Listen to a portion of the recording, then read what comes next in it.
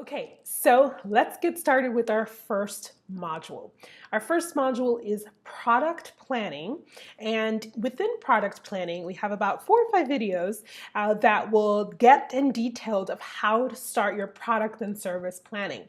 So I hope you have your PDF to get started because we're going to go step by step, and this is going to help you break it all down. In your month one, you would have seen you had a budget allocated for those services or products for residual income to come into your business. So that is exactly where we're going to be able to put those numbers in and set our goals and all that yummy good stuff. It's super exciting because once you have an idea of how many people you want to promote to and you have a budget or you have a distinct goal to say, okay, month one, I would like to have 6 wholesalers or 10 companies or 20 customers for this product.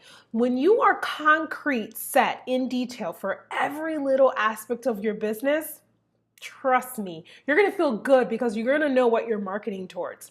Before we get started, I kind of want to give you a little real life scenario as far as from our company with Two Peas and Apothecary and things that I've done before with Favela Designs. When planning for a product or service, it's really, really important to understand if it's something that you can do. So although I'm a visionary brander and I love to think big and I love to have, I love to have all these ideas, I really want to remind you to think of things that you know that it is possible. Now, I'm probably, speaking and you're being like, but everything is possible. Yes, everything is possible. Let me just back up. Everything is possible. Anything you want to do, you're supposed to think big. But of course, with every business and every brand, you have different phases and you have different levels and things that you have to go through. Back you probably didn't know, 10 years ago what you know now, right? So it's a process. So you can't jump the process is what I'm saying. And you can't run to the next process, especially when you know that you haven't gone to whatever you need. So with that said, if you know you would like to create an app, or if you know you would like to create a board game, or you like to create anything that you would like to create, just know that you have to understand the logistics of that before you launch it. So let's get started with the first one. I hope that all made sense because I have a lot of ideas and sometimes I have to think about my ideas and have a great partner because we're able to sit down and say, okay, well, is this going to match with what we are aligned with? We can't do this. It's possible, but we can't do it tomorrow. We need to do X, Y, Z before then. So that's kind of where I wanted to go, just to not, I wanted to make a positive experience with planning this product and service, but I want you to be realistic as well that things won't happen tomorrow. They won't happen like the next day in a couple hours. If you plant seeds, they will happen and they'll be happening. You'll be like, oh my God. But I want you to be prepared that it will happen, but it has to happen at its own timing. Okay? So let's get started with the first one. So we're going to be talking about, and I'm actually going to pull up my notes because I want to, in this entire process, I want to really give you some concrete things. And when I say write it down, please write it down. Please don't just feel like you're going to watch this video and you're going to think of everything and you're going to save everything, because I guarantee you after you watch these videos, you are going to be like, well, what next? I mean, I forgot what she said, or I forgot. Everything a part of this video is important. All these videos. Last month was important, but this month is super important because this is where you are now going to be aligning actual things that you need in your business, actual products and services. So let's get started with the first module, which is narrowing your niche, your target market, and creating your ideal customer. So we kind of already spoke about this in month one with building your business, right? And everything that I'm saying, this is going to help you. I promise you, there's going to be a lot of things that I'm going to repeat, but it's to reiterate certain things so that we are organized, okay? We have to narrow our niche. We have to narrow our target market and create this, this ideal customer for this product or service, all right? So do me a favor right now. You have your PDF. I want you to write on your product side. So actually, let's back it up. Let's back it up right now. You're going to do, you see on your PDF, you have business to consumer and business to business, or I think it's business to business, business to consumer. You see it on your PDF. I want you at this moment, you can stop this video if you need to.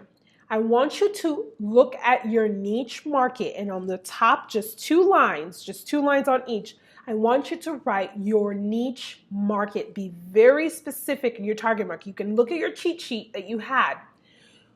The reason why you can even have your cheat sheet next to it, but I want you to write it again, because what's going to happen is this is a mapping process from the budgets. We did our profit mapping with our profits, but as we do our product and service planning, everything needs to go in hand so we know exactly who we're marketing these things to, okay? So I want you to stop this video right now if you need to and write on the top two.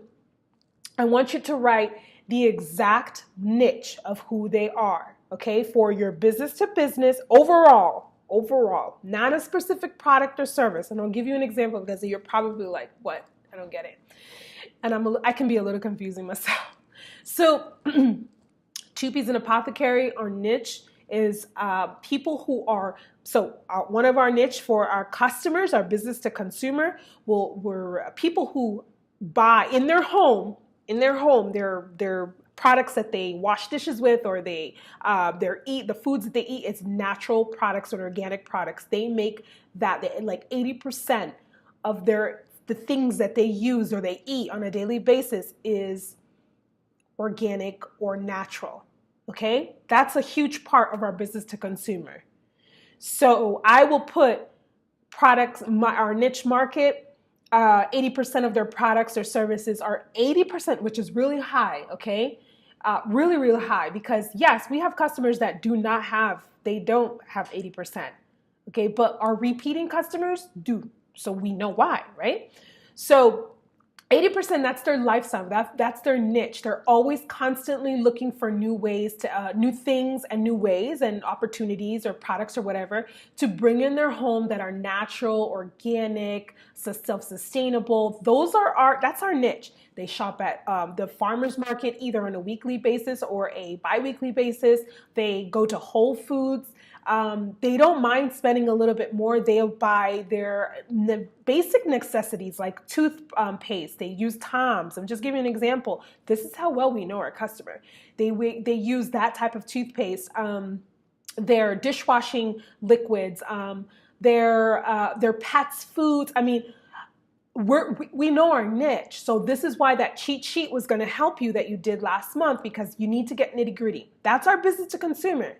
Now, our business to business is not that it's the complete opposite, but let me give you an example of the niche for our business to business. They're gift shops, they're specialty shops. They're like quaint little, they're in museums, airports or resorts. They're in communities that are for, they have natural products as well, but a lot of it has to do with specialty. So anything that's like, you ever walk in a store and there's like a whole bunch of everything, right?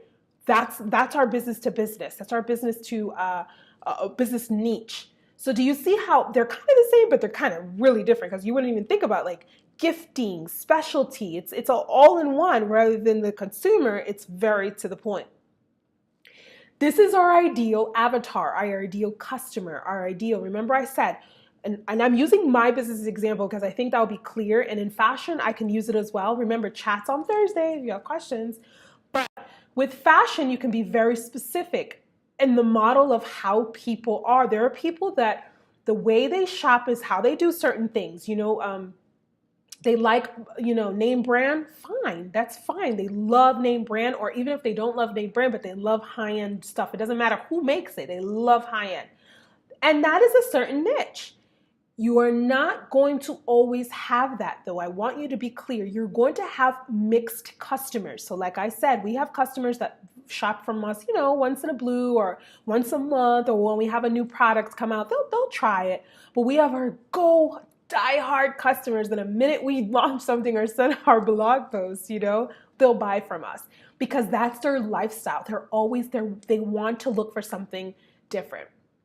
Another thing, when you're thinking about this niche, think about where do they live. I've lived on the East Coast, the West Coast, and now I live in the Midwest.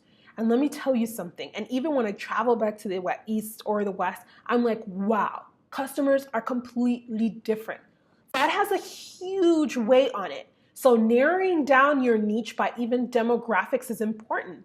In the Midwest, it's snowing outside and it's January. Of course, there's some places as well that are still snowing, but no, it gets cold here until about March, April.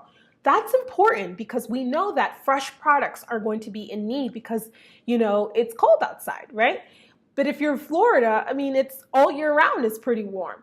Understanding this is super important. So go ahead and stop this video before you go on to the next video, which is which types of services and products you're going to be creating from this list. Okay, we're doing it step by step because you're going to see how this is going to blossom. And I have lots of information, of lots of ideas, and a lot of things that.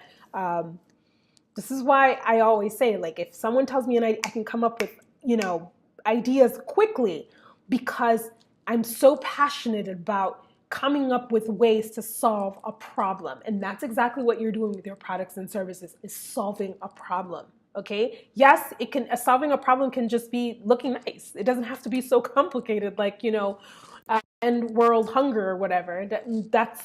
I want you to focus on one thing at a time. Remember the number one, we're focusing on that. So let's take some time, narrow this niche. Narrow the niche on who your real ideal customer is. Remember, you're going to have a mix of customers, and that's not a problem. That's fine. But when we do certain marketing, you're going to be marketing really to that niche. When Whole Foods markets, they market to their main person, not the occasional person who walks into Whole Foods. Okay? I don't know if you guys ever heard of Whole Foods is called like Take Your Whole Paycheck because they're like so pricey in there, right? But there's some amazing products in there. So there's a customer that comes in once in a blue. There's a customer that just buys one thing or two things at Whole Foods. That's it. Then there's one customer that they go in every week as if it was like a supermarket, and they will do their main groceries there. You know what I mean? And 80%, 70% of their products in their home is natural. Think of your customer for your product and your service. For your product, or overall just your customer for your brand. Let's not think about the product or service yet. Let me repeat. Don't think about the actual product or service yet. Think of your brand in itself. And then we're going to go in through this product planning in the next 4 more videos. You're going to see how this comes together as we go into all the different modules. All right. So I'll stop talking, we'll pause, and go ahead and let's narrow your niche and create your ideal customer. Okay, so by now you have narrowed your niche. It's a lot. Maybe you did more than 2 sentences, that's fine, because with me, but you have to be quick on your fingers when you're typing or writing. You have to be quick because this is how you have to be quick to think as well for what your product and service is, okay? For the next month, this month right now in February, there's going to be a lot of homework per se, or a lot of assignments, or a lot of keeping your eye open. The number one thing I've learned in business is really being observant. You have to be so observant. I mean, I don't know if you guys heard of the Mall of Americas in Minneapolis, but when I go there, I literally people watch. I watch the behaviors of how they're looking at a product, the questions they're asking. It's crazy, right? And I'm shopping. Like, I'm a consumer, and I'm not even going there to like work. It's just natural of me. And I walk into these stores, and I'm touching the product, feeling it, looking at it, and looking at how it's they're advertising, and I am poured into it, and I'm just like, wow. These people are freaking genius. I walked into a liquor store and I saw them promoting no, it wasn't a liquor store. Yes, it was a liquor store. And they were promoting like these really awesome, like, I call them dad couches. They're like the seaters where you like go back and you flip up I don't even know what it's called. Recliners? Is that what it is? It was so comfortable. Like, yes, it's making you want to just pull up a beer, watch the game, and just relax. Like, awesome product planning there. Like, awesome connection there. Because for that customer, they can relate. It's more of a lifestyle. Because if you're really into sports, you want to feel. If you're watching sports all day, you want to be in a comfortable spot where you can put your beer, your water, whatever it is that you have, and like really indulge. So you're narrowing your niche and your customer was super important, because now we're going to go into what type of product and services should I create. Write this down. What problem do I solve or can I solve? Okay? This is where you need to understand about the problem from both aspects. The minute you look at business to consumer, you got to look at business to business, okay? That is the mindset that I want you to have, because you need to have both avenues. Now, you might not launch both at the same time, but the idea is that you will be launching it. So you want to have a set goal of how you're going to go ahead and do this. But remember, we're only focusing on one product, one service from each side. Don't get overwhelmed. If you have lots of products in your line right now, great. If you already have services in your line, great. We are going to take one. We're either going to birth it or we're going to modify what you have, okay? Because the whole point is profiting from these businesses and from these services and products. So what problem do I solve? I will always use my business, the one that I'm working on now, or in the past with Fabula Designs, which I'm actually doing a kids collection for Apothecary. So I'm really never out of the fashion industry. So I'm going to work with you, and I'm going to tell you examples from what I use myself. This whole beauty and the brains thing is not about, I'm going to sit here and tell you a whole bunch of things and I've never done it before. No, ain't nobody got time for that. Okay. Everything that I tell you, I either done it or I've worked with a client that we've done it together. So hands-on, I've seen it, or a mentor. Any person that I refer you to, as far as in the resources of mentors or investors or whatever the case is, their niche, they're subject matter experts in these different things that I'm giving you sometimes. So it's important that you know your stuff before you start contacting people, emailing them, or whatever the case is, because you want to get to the finish line. It's not like that. Business is not a race. It is a marathon. Write that down. You've heard it. I didn't make it up. Somebody wrote it. You can Google it and find out. Okay, so what problem do I solve, and you see, I'm already tongue twisted. What problem do I solve? Super important. All right. Whatever problem that you need to solve, you need to ask yourself these questions. Write this down. What can I create to solve this problem? Why is this a problem?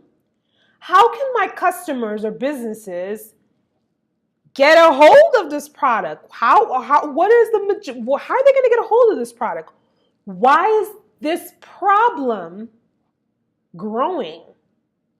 Okay, I'm going to give you my example. So from a business to business aspect of and it's kind of the same for service, but for the business to business from our end, let's actually start with the products, because products is always easier, right?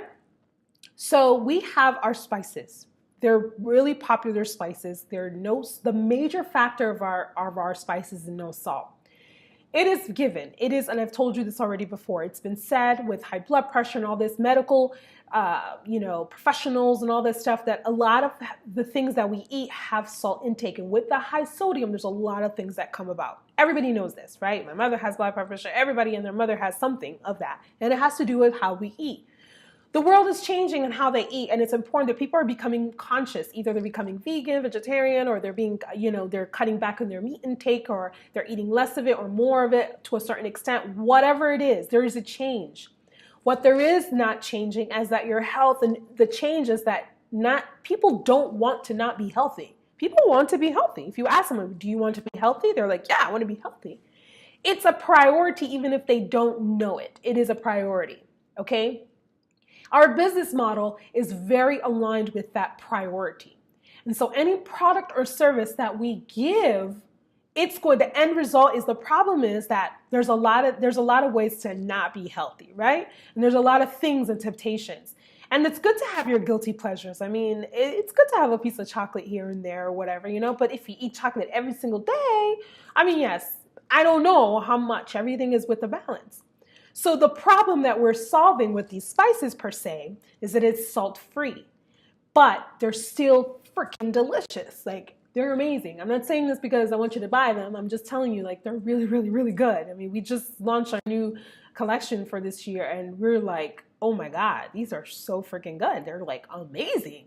And there's no salt, and you forget the salt aspect of it, and you start to think, wow, this is really good for me. These are natural. These are, it's only good for my health, but it tastes delicious. The instant gratification is that if you tell someone this is not made with salt, they're going to be like, oh, it must be disgusting. It must be nasty, right? It's true. Think about it. But if you change that way where it's healthy and savory and flavors are this and that, it starts to think that the mindsets, the customer starts to think a little bit differently. The same way we do that with our product, with a problem, we solve the problem immediately. Then we solve it with also, it can taste good, right? From a business point of view, it's a variety of being able to personalize these products for the business, for their business, okay?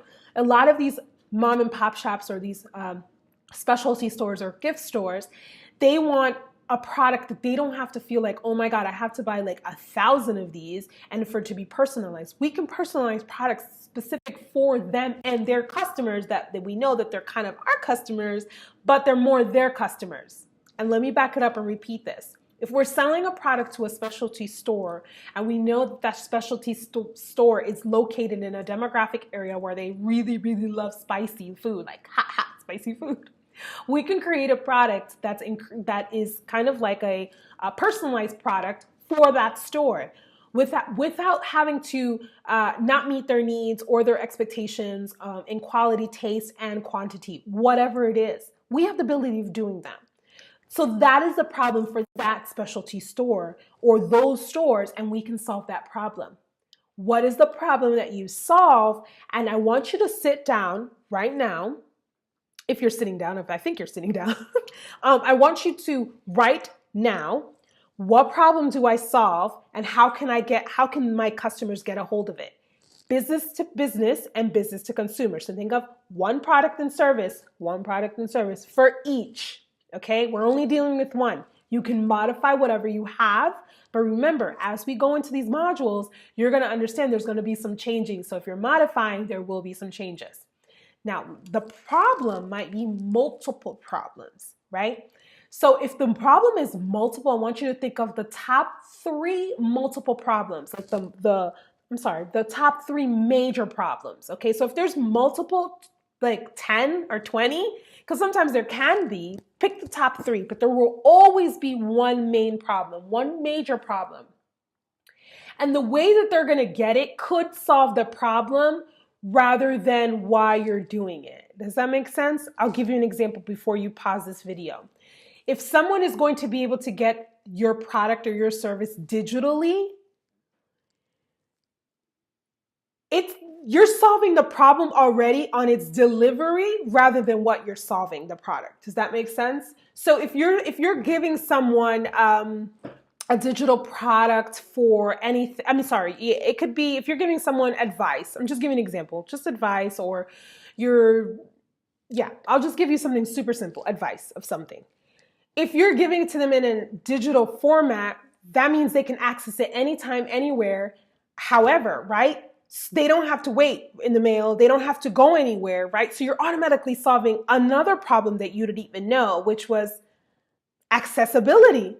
So think of it that sometimes your actual problem that you're solving is not the physical, what you're doing. It could be something else. So ours is we're solving because it's saltless. But the real thing is that it's delicious, that it's savory, that it's, it just tastes so darn good. So I want you to take some time to this is going to be the section that you might come back to your other video later for the validating your product or service idea. But for right now, we're going to go ahead and write down the problems. Start with a question. The problem in my industry, the problem for my customer at this point is, think of products out there that people are solving the problems. Don't think of just the 1-900 channel where, but wait, if you buy one, you get one free. Okay, and you just take a pen, and this pen can be your eraser, your pen, your marker, and we're not talking about those products, okay? It could be that product. I'm not, dodging you on that, but I want you to think in detail about this product in service. And if you need help, please, please, please, in this, before you move on, I want you to think of the problems. You can email me or you can go on live chat on Thursdays and ask me this question. Before you move on, we need to know what the concrete problems are. So write that down now. What problem do I solve and how? What's the accessibility? If you have to mail something to them, if they have to pick it up, if it's going to be delivered, if they're going to get it online, if it's going to be a phone call, whatever it is, video, whatever it is, if it's physical, tangible, yes. So let's go ahead and do that now.